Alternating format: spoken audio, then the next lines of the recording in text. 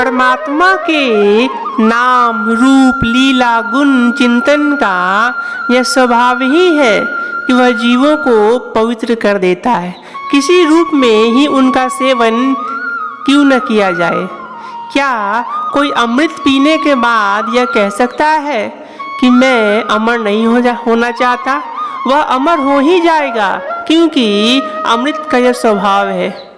कोई विष को पीकर यह कहे कि मुझ पर इसका प्रभाव नहीं हो, तो यह कदापि संभव नहीं है, क्योंकि विष का यह गुण ही है कि उसके शरीर पर स्पष्ट रूप दिखाई देने लगे उस विष का।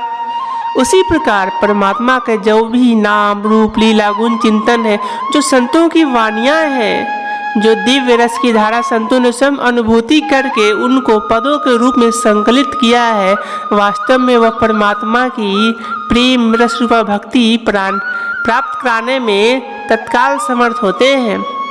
इसी संदर्भ में ऋषि मुनि और महात्मा कहते हैं कि यदि तत्काल प्रेम की प्राप्ति की इच्छा हो तो मीराबाई के पदों का गान करना चाहिए।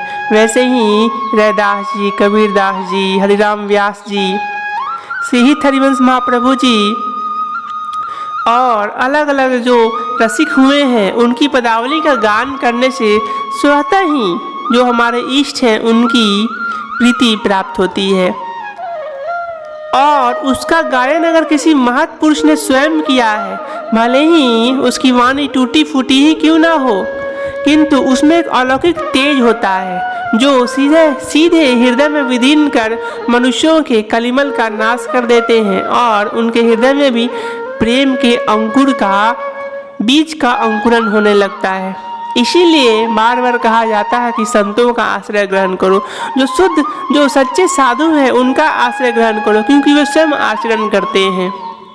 इसी संदर्भ में आज हम आपको एक पद श्रवण करा रहे हैं जो स्वयं श्री हरिराम व्यास जी का है। नित्य निकुंज में राधा रानी श्याम सुंदर को नृत्य करना सिखा रही हैं।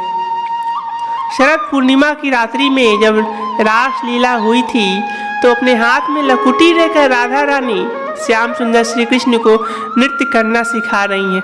वास्तव में श्याम सुंदर श्री कृष्ण तो सभी नृत्य कलाओं में निपुण हैं, किंतु दोनों का विलास निरंतर चलता रहता है और उसका रहस्य तो सिर्फ वही जान सकते हैं। आइए हम लोग श्रवण करते हैं पिया को नाचन सिखावत प्यारी। इस पद का ऐसा महात्म्य है कि आज प्रायः दिन भर हमारे मुख में अपने आप यह पद चल रहा है, इसीलिए आज मैं आपको भी यह पद श्रवण कराता हूँ। जय श्री कृष्णा। ओम पिया को नाचन सिखावत प्यारी, पिया को नाचन सिखावत प्यारी, वृंदावन रास रचियो है शरद चंद उजियारी। पिया को नाचन सिखावत प्यारी, पिया को नाचन सिखावत प्यारी।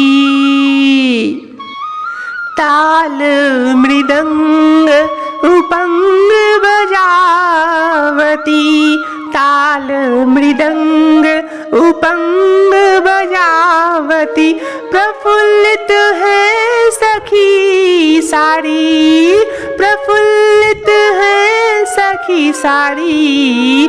वीण वेणु ध्वनि, वीण वेणु ध्वनि, नुपुर ठुमकत खग मृग दशा विसारी, खग मृग दशा विचारी, खग मृग दशा विसारी।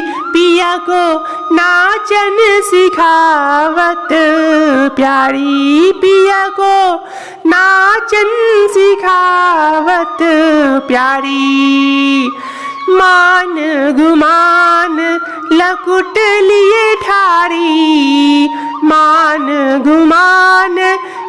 लकुट लिए ठाड़ी दरपत कुंज बिहारी। मान गुमान लकुट लिए ठाड़ी दरपत कुंज बिहारी। व्यास स्वामिनी की छवि निरखत, व्यास स्वामिनी की छवि निरखत, हंसी हंसी देकर तारी, हंसी हंसी देकर तारी। पिया को नाचन सिखावत प्यारी, पिया को नाचन सिखावत प्यारी।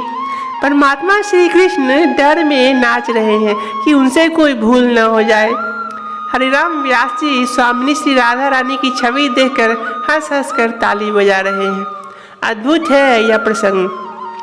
साधक जब नित्य निकुंज लीलाओं का मन ही मन ध्यान करते हैं, चिंतन करते हैं, तो वास्तव में उनका हृदय ही निकुंज बन जाता है।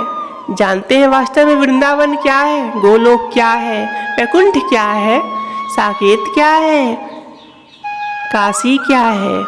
अपना हृदय ही वैकुंठ है। काशी, गोलोक, वृंदावन सब कुछ अपने हृदय में ही है। आप कहीं भी रहते हो, इस पूरे ब्रह्मांड में कहीं भी रहते हो, वास्तव में हम कहीं भी हो, हम परमात्मा के हृदय में ही हैं। परमात्मा से पृथक जीव कभी हो ही नहीं सकता है। परमात्मा नित्य साक्षी है। हम जो भी कर्म कर रहे हैं परमात्मा उसको देख रहे हैं। जब जीव के हृदय में ऐसी भावना होने लगती है तब उससे कोई गलत कर्म हो ही नहीं सकते। चैतन्य महाप्रभु आज से 500 वर्ष पहले कह रहे हैं, जो परमात्मा को सर्वत्र समझकर और सभी में भगवत बुद्धि रखकर व्यवहार करेगा उससे अनर्थ का कार्य क्यों होगा। हम तभी तक अपने भीतर परमात्मा का अनुभव नहीं कर पाते हैं जब तक हम सारे संसार में बाहर परमात्मा को नहीं देखने लगते हैं। क्योंकि सुखदेव जी को स्वयं महाराज व्यास कह रहे हैं, जो सबके भीतर परमात्मा को देख लेता है और परमात्मा में सबको देखता है, उसके पाप और पुण्य भस्म हो जाते हैं, वह आत्म स्वरूप में स्थित हो जाता है। इसीलिए मनुष्यों को चाहिए, साधकों को चाहिए कि परमात्मा की लीलाओं का मन ही मन ध्यान करें।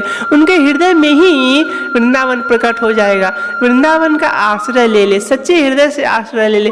जैसे मैं अभी जिस मंदिर में रहता हूँ वह वृंदावन से, इस भूमि पर जो वृंदावन है उससे 1100 किलोमीटर दूर है, लगभग बिहार के मुजफ्फरपुर में। फिर भी मैंने वृंदावन का आश्रय मन से लिया है। और गर्ग संहिता के अंतर्गत जो यमुना पटल है जिसमें 16 दिव्य नदियों का और गिरिराज जी, गंगा जी, वृंदा तुलसी जी और नित्य वृंदावन का चारों दिशाओं में जो उल्लेख है उसको मैंने अपने यंत्र रूप में अपने घर में स्थापित कर रखा है। उसी को वृंदावन मानकर मैं नित्य उसकी उपासना करता हूँ। और जानते हैं उसका फल यह होता है कि मुझे यह बोध कभी कभी होने लगता है, भले ही हमारा अंतःकरण अभी पूरा शुद्ध नहीं हुआ है, किंतु हमें यह कभी कभी बोध होता है कि मैं वृंदावन में ही हूँ, वृंदावन में ही सांस ले रहा हूँ। हमारे इस मंदिर पे जैसा वातावरण है, इस पूरे साकेत पीठ परिसर में जैसा वातावरण है, जैसे पेड़ पौधे, पक्षियाँ का कलरव, सब कुछ मुझे वृंदावन का ही एहसास कराता है। ओ